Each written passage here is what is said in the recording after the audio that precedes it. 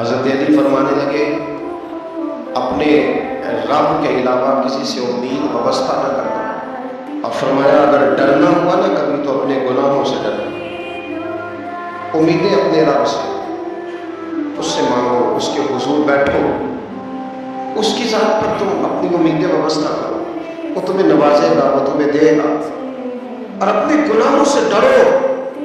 آج لوگ کس بات سے ڈر رہے ہیں؟ آج خوف کس بات کا؟ موت کا؟ کس بات کا خوف ہے آج؟ یہ سارا کچھ جو بتایا جا رہا ہے، کرایا جا رہا ہے، تو خوف کس بات کا ہے؟ اللہ کا؟ گناہوں کا؟ موت کا؟ صرف موت کا؟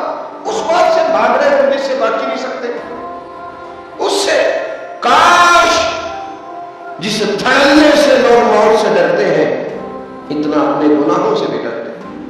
حضرت علی فرمایا کرتے تھے تجھے جو چیز تباہ کرے گی وہ تیرے گناہ ہے، ڈر اپنے گناہوں سے، ڈر اپنی غلطیوں سے۔